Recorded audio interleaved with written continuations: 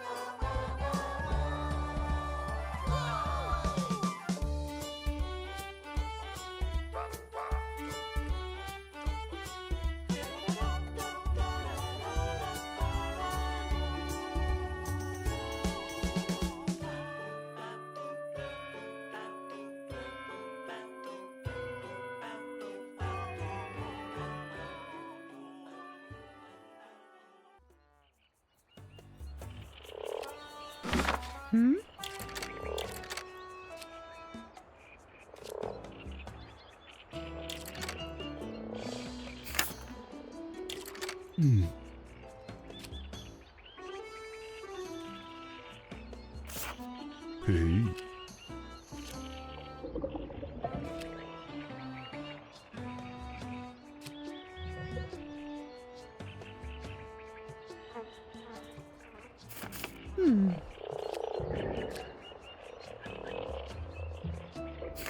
Ta.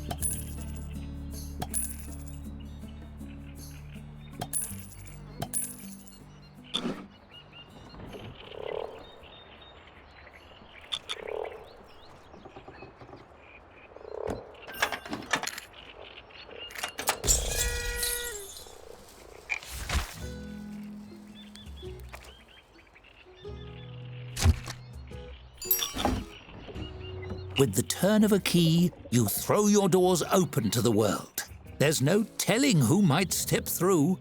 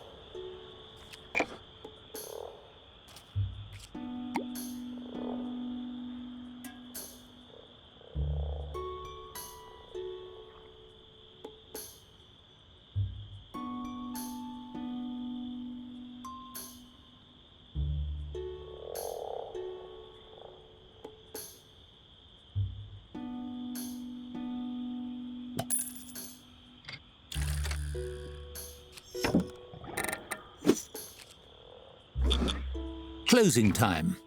Off hours are a good opportunity to manage rooms and furnishings. Or you could simply speed up the clock.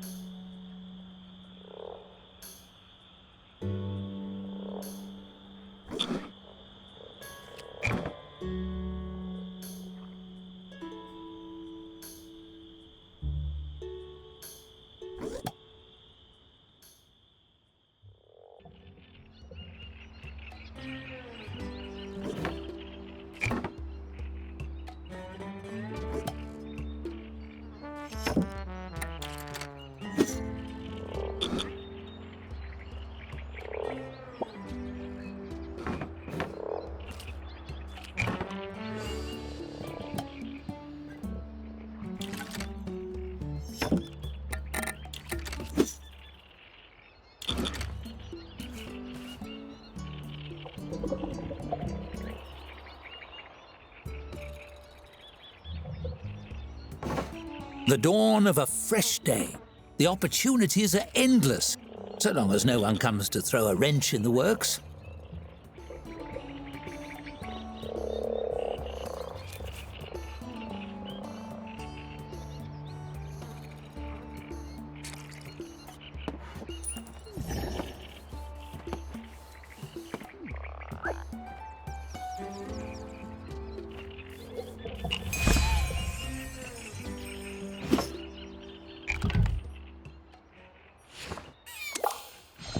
A severe-looking human woman in a pressed suit enters your tavern.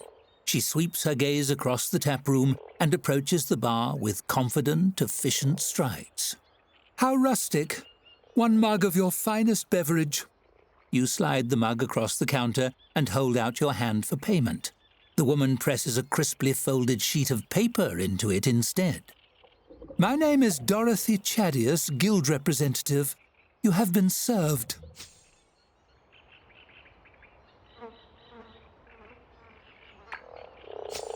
Notice of official censure by the guild for operating an unlicensed tavern.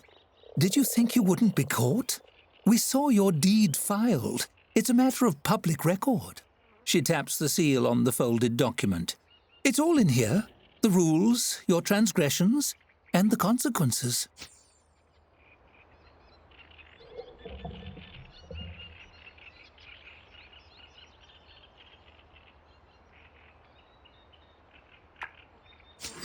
The woman slaps a badge down on the countertop with a tight, proud smile.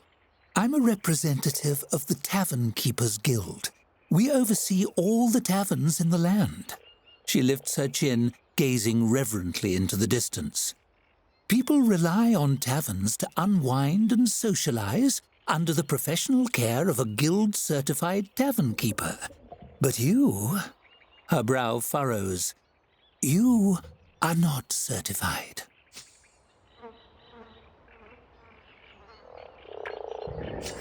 I have registered you as a guild applicant. The first step to move your application forward is to earn a 1-star ranking for your tavern. She drops a large, crisply folded map on the counter. This map shows the locations of reputable distributors of food and drink. Take this as well. She places a beautiful crystal bottle on the table beside the map. It's filled with golden, frothy liquid.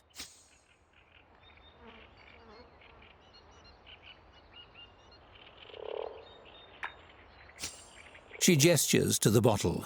This is a tavern elemental, a provisional advisor of a sort. She's agreed to work with you full-time if your membership is approved. A small figure forms in the swirling liquid and waves cheerfully at you.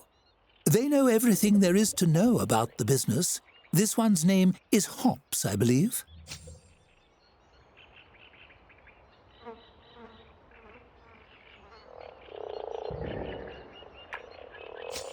The figure in the bottle swirls around and makes a few gestures in your direction that are startlingly obscene for such a tiny beverage sprite.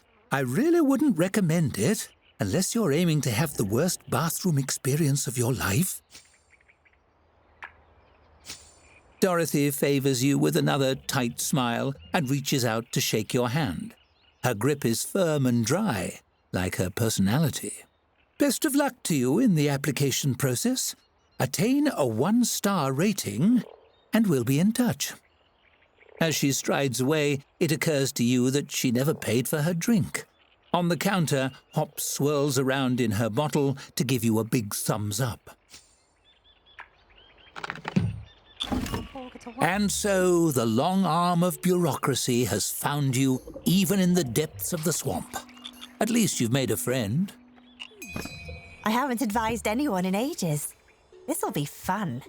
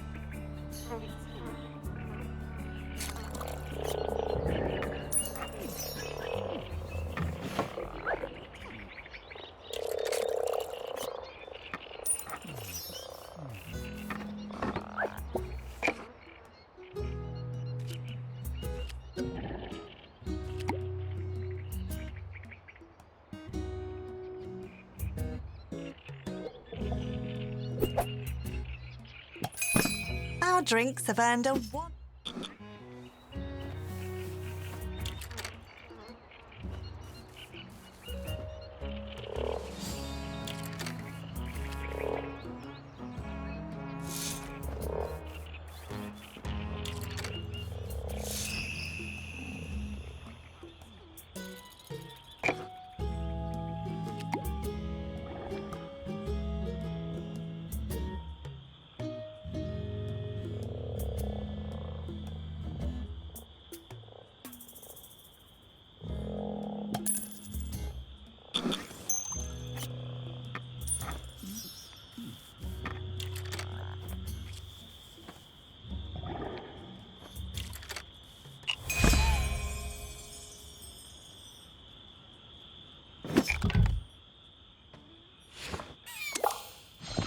A scruffy young man with a friendly face and ink-stained hands peers around the taproom. He scratches some notes on a scroll with a tattered quill, then sidles up to the bar and flashes an ingratiating smile. Hello! Would you happen to be the owner of this tavern? The name's Jefferson, ace reporter. I'm looking for front-page material for our next Gazette, and I was hoping to ask you about your tavern. On the record, of course.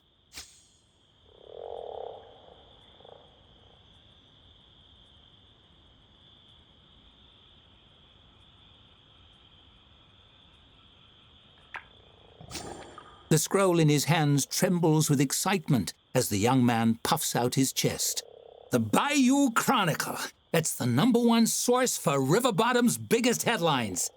At least it will be soon. It doesn't have many readers yet, but all the big cities have their own paper. Why shouldn't we? His chest deflates in a sigh. All I need is a juicy story.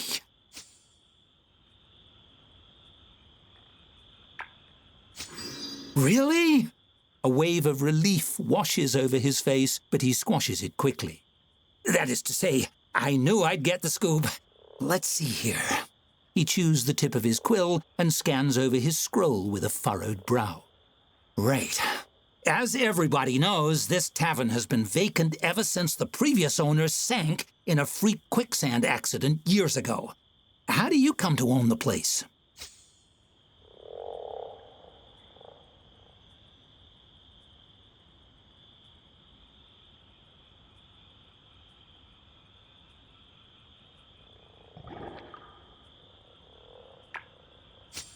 I like it. That adds a bit of intrigue to the piece.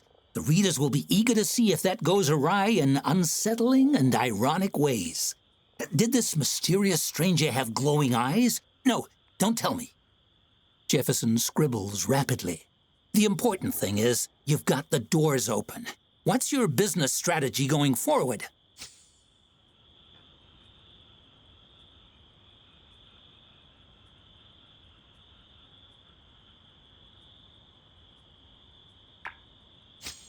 Jefferson thumps a fist on the bar. Darn right! You and me, we're two of a kind, my friend. They might say you're out of your depth, Jefferson, and a swamp can never support a daily periodical, Jefferson, but we know better.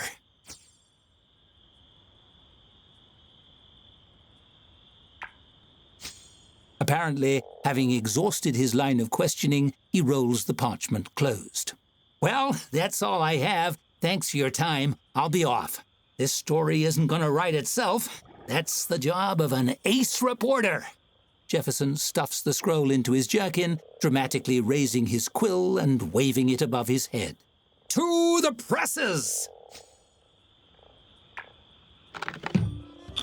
Ja, cool.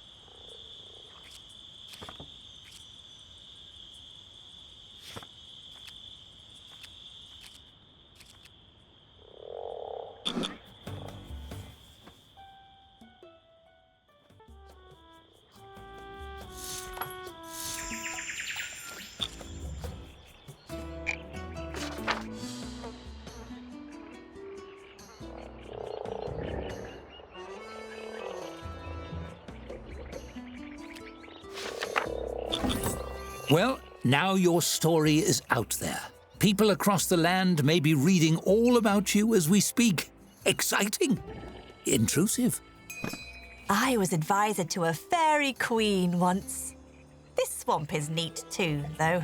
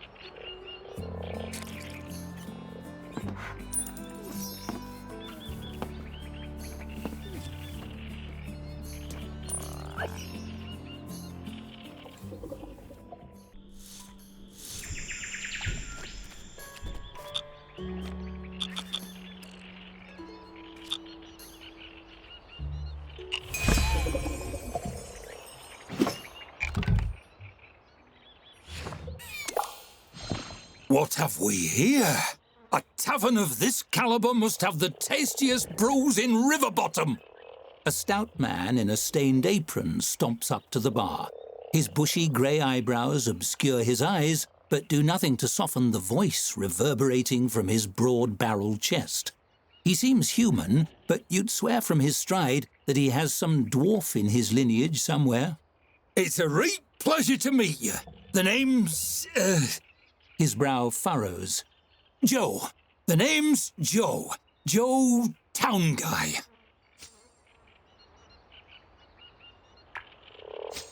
It surely was last time I checked. He chortles good-naturedly, laughing it off, but surreptitiously wipes a bit of sweat from his brow. Yes, indeed. The name is Joe Townman, as sure as swamp rats are damp. That isn't important, though. What's important is your selection of beverages.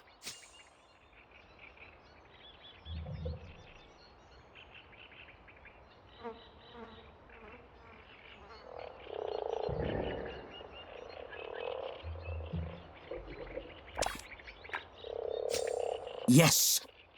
Joe licks his lips as he surveys your tap setup. He's only a head and a half taller than the bar itself, so he gets a good close look. I'll have a mug of whatever you have on the tap, please and thank you. You fill a mug and slide it across the bar. He takes a deep swig, then promptly chokes and spits it across the surface of the bar.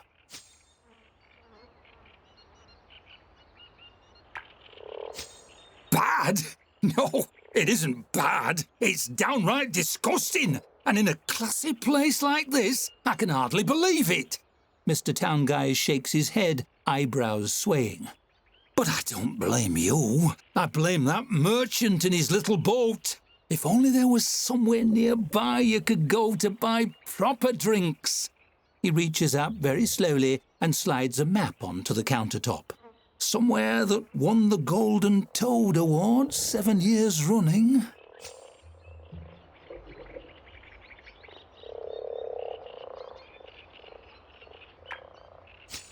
Oh, no, I don't know much about that sort of thing. I'm just a regular farmer, maybe. Actually, Joe absently takes a sip of his drink and smacks his lips thoughtfully. You notice he doesn't spit it out. By crockery, how could I ever forget Moss Barrel Brewery? Joe Moss Barrel brews the finest drinks in RiverBottom, or my name isn't Tom Joe Guy.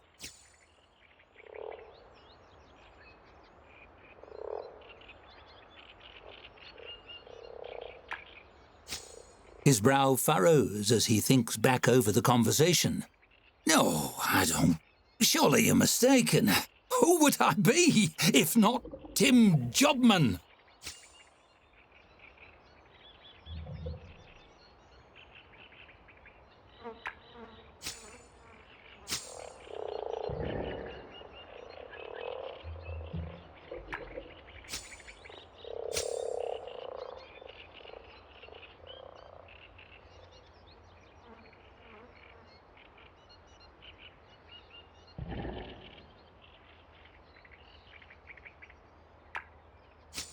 You successfully recite the names back to him, and the sweat on his brow begins to drip. Yes, Joe, Tom, Town Guy, Townman, Joe Guy by birth. My parents were cruel. He watches closely to gauge your reaction, then throws up his hands in defeat.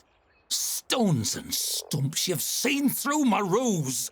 I'm sorry, it was my nephew's idea. Drum up a little business, you understand. We really are the best brewery around. I'll send you a few free barrels to prove it. Come on by if you want more.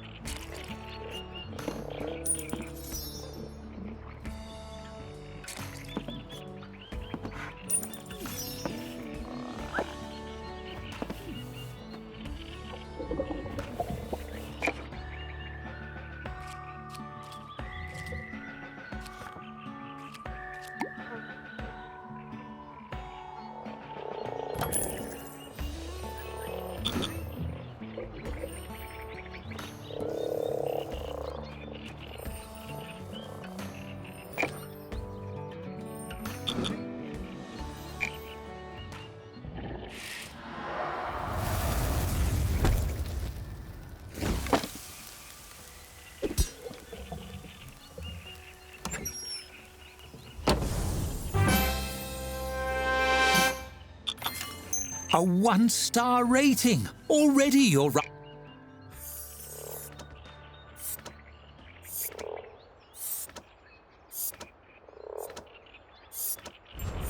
Rising in the world. I'm sure the guild doesn't give those out to just anybody.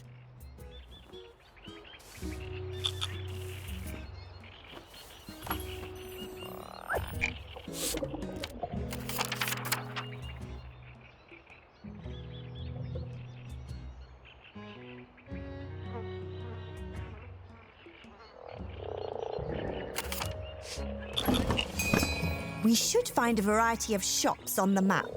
They can deliver what we need.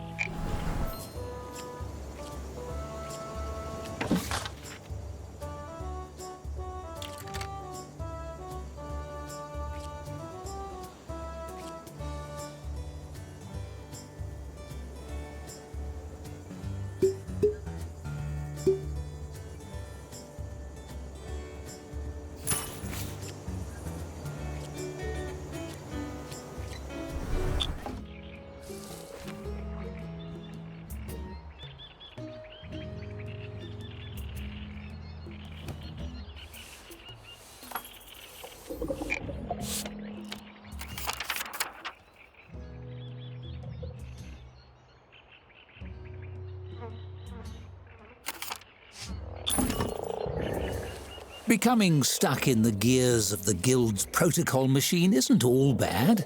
A little extra gold in your purse can take you a long way.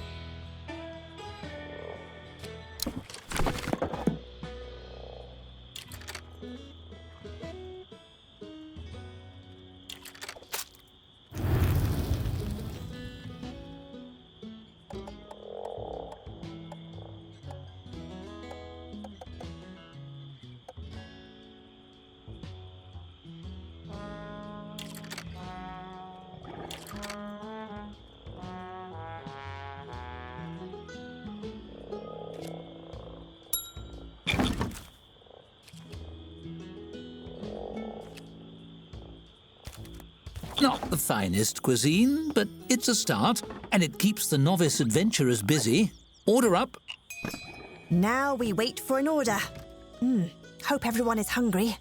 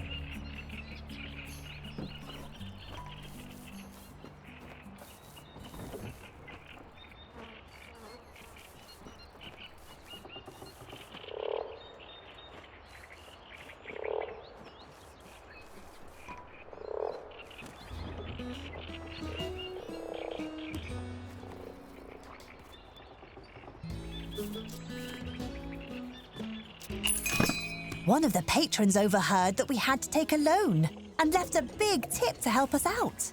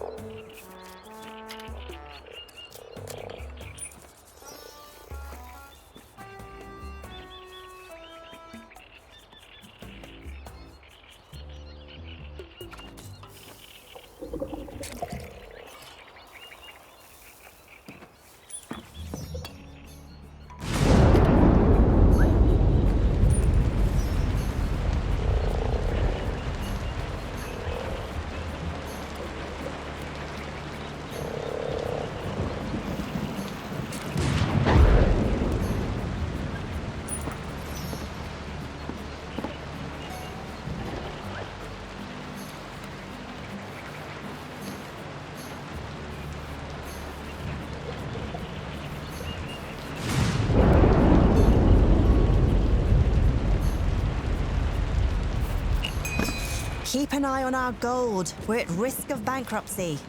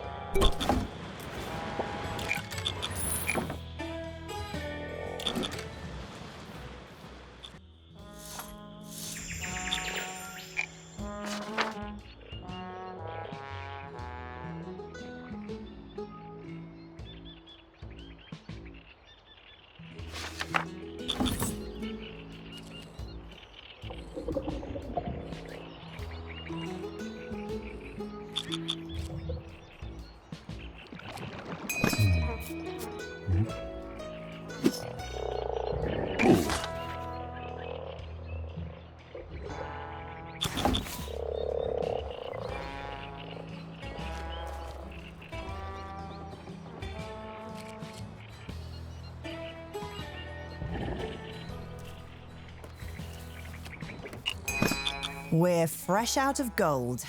We need to earn more soon.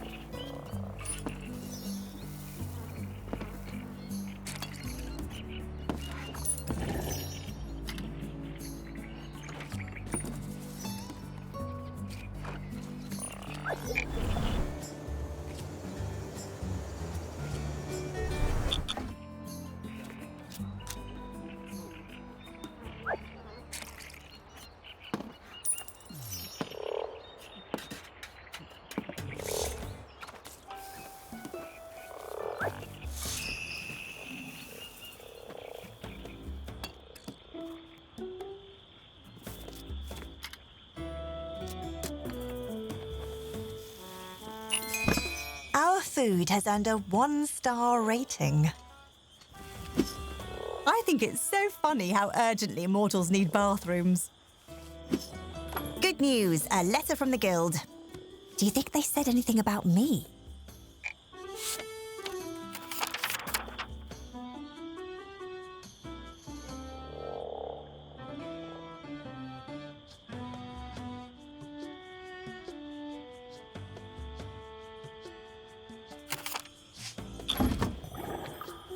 It took some doing, but you have all the balls in the air now. It's simply a matter of juggling them from here out.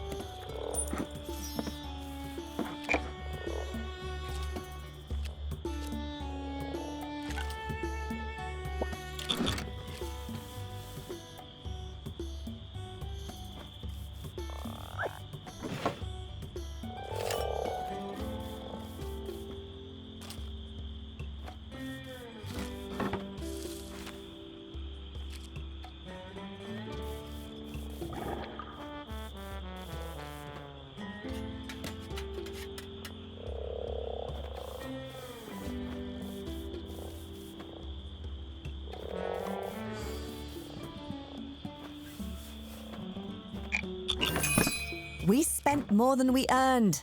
Time to balance the budget.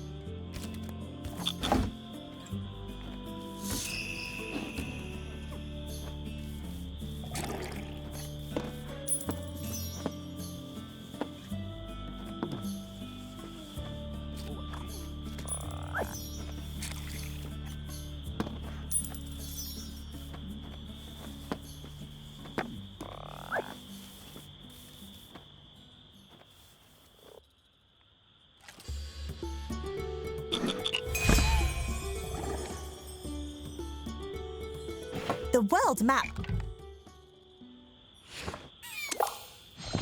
The night is quiet, and the lights in your room are low. The shadows on the wall jump and sway in the candlelight. As you're drifting off to sleep, you hear a sound from the hallway, a low whimper. Through the crack in the door, you see only darkness. You hear it again, closer now.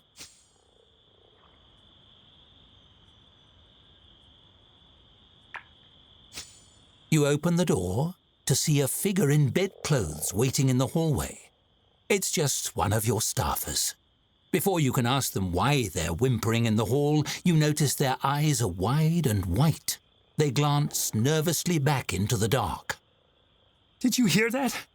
I thought it was calling me.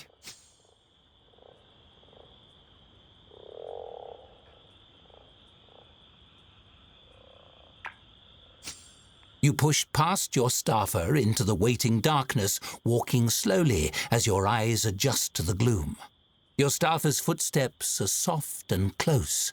All you can hear is their breath, fast, frightened. I'm right behind you. You nod. Ahead in the dark, you hear the sound again. Lower now. A groan?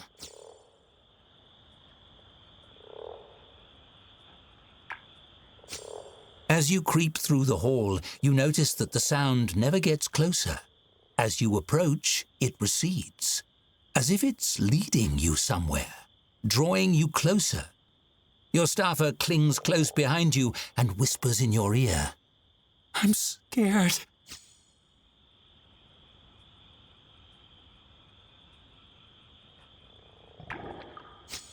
You push the door of the staff room open and enter slowly, but all you see inside is another staffer lying in bed. The sound has stopped. The staffer stirs, propping themselves up on their pillow and peering at you with groggy eyes. You recognize them. That's the same staffer that's been following you through the halls. Hey, boss. Something wrong? Was that you making those weird sounds? But if they're in bed, who's behind you? Slowly, you turn back to the doorway. The hallway behind you is empty. Behind you, from the bed, you hear a whimper.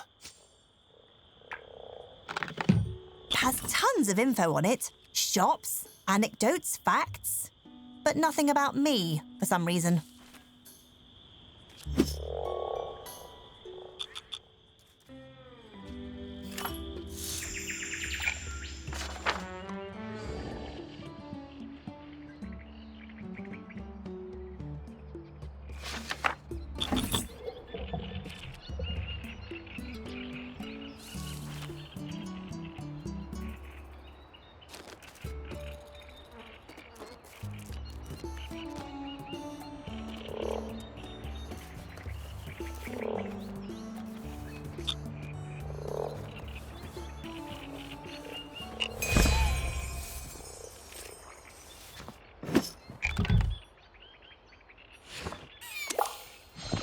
Curled parchments covered in cramped writing are scattered all over the bar top.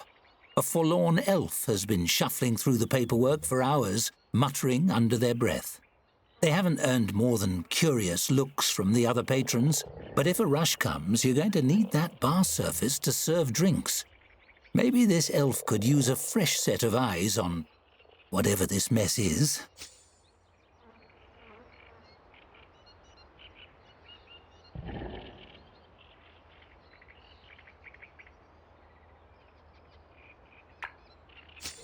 At first, the elf doesn't seem to hear you, but after a moment, their dazed eyes drift up to meet yours. What? Oh, nothing. Well, wait. You're a business type, right? You know about all the forms and taxes and fees and whatever. Money stuff, yeah?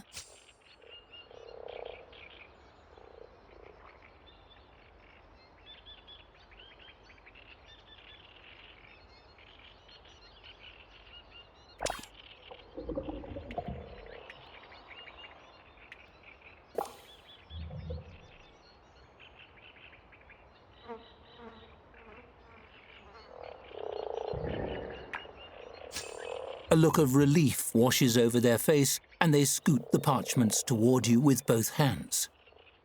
So, I'm a thief, right? Last month, I lifted a nobleman's coin purse, and it wasn't until I got home that I realized it wasn't full of coins. It was full of diamonds. Do you have any idea what tax bracket that puts me in this year? What do I do?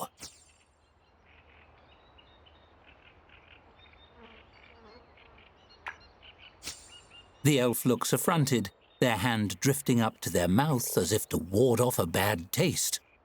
Of course I pay my taxes. I'm a thief, not a criminal.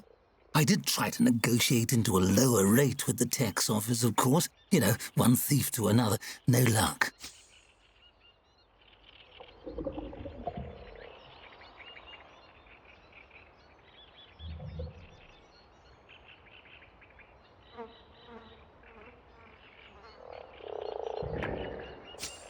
The elf sits bolt upright, looking thunderstruck. By the spirits, that's brilliant!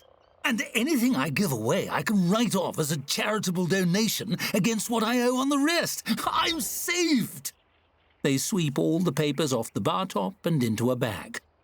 I can even give it away stealthily, so it's a work-related expense. Reverse thievery. Genius! The elf rushes for the door, shouting something about a double write-off. Sometime later, you discover the diamond resting in your front pocket. It's nice to have a well to draw fresh water from. Also leaves and dead bugs.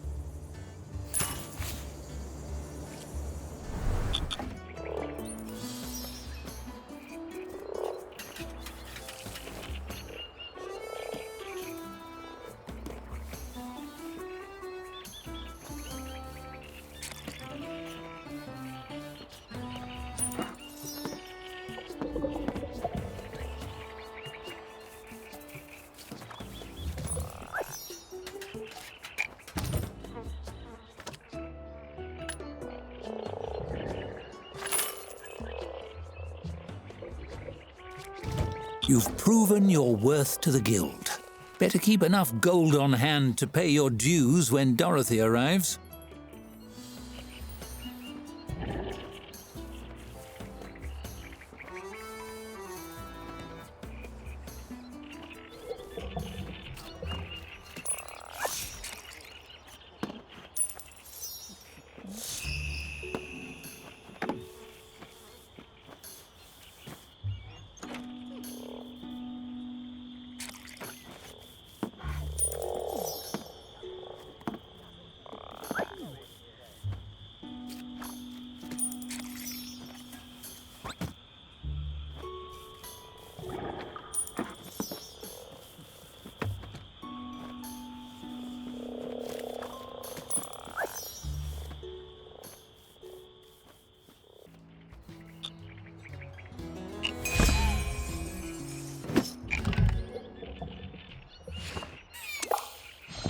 Dorothy sweeps into the tavern with the same appraising air she displayed on her first visit. The amenities which meet her approval receive a nod so small as to be barely noticeable. You count 3. When she spots you, she graces you with one last tip of her head. Well, that's something. Sterling work. The tavern is coming along nicely. So nicely, in fact, that you must certainly have raised enough to pay your guild dues, as well as a repayment of the funds you were sent to build your kitchen.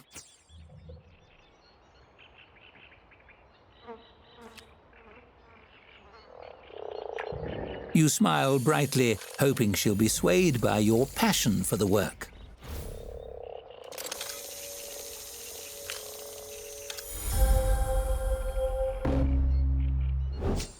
It seems to move her, and Dorothy's stern expression softens slightly. Then she rolls her eyes. Very well. We will revisit the matter of your payment at a later date when you are more solidly established. For now, all that remains in the membership process is for you to pass the bar. An astute question. The Tavern Keepers Guild has a very high bar. Literally. It's high enough for giants to drink at. We named the application test after it because we hide the exam binder on top where applicants can't reach it. She produces a notepad. I have selected 3 questions at random from that binder. Are you ready to begin?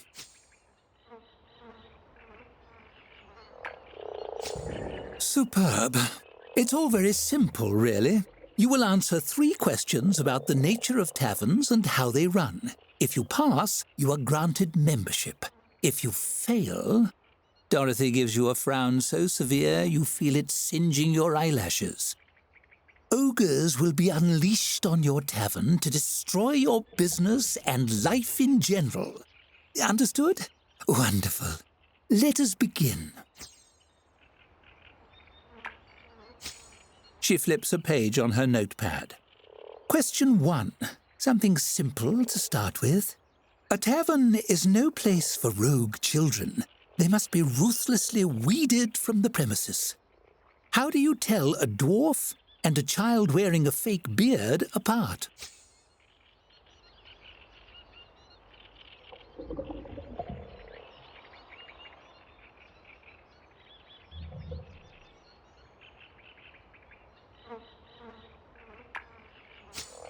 Dangerous, but effective. While you risk a practical demonstration, you're sure to draw a stronger response from a dwarf than you would from a child, aside from the very unsettling ones. She marks your answer and flips to the next page. Moving on. Question 2.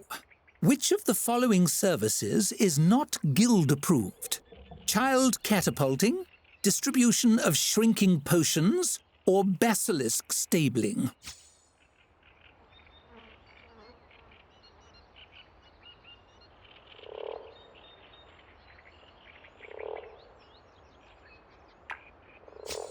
Correct. The Guild frowns on war engine ownership. An invading army could commandeer it to siege somewhere or other, and your insurance premium would soar. She makes a tick on her notepad. Lastly, a question of jurisprudence. In the landmark case of Thorvak versus the Foggy Sailor, was the judge correct in voiding the plaintiff's privilege to adjudicate beverage consumption and declaring all patrons free to spend their coin as they see fit in recreational businesses?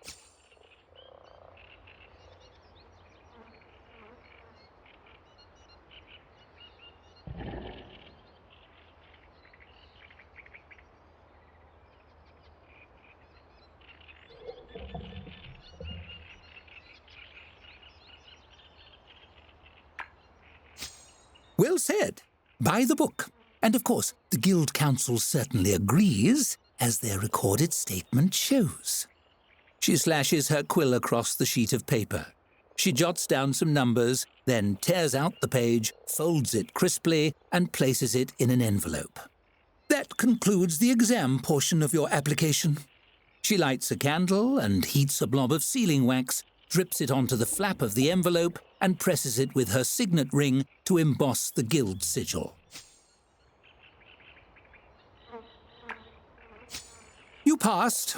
You are a fully licensed member of the Tavern Keepers Guild. You're welcome to continue operating in this location, but I believe you are outgrowing your accommodations here. She turns to leave. Keep an eye on your mail.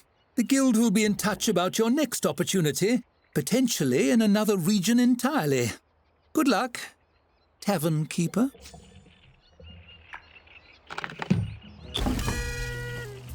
As a member of a powerful guild, your future is all but assured. What new doors might this open? We'll soon see.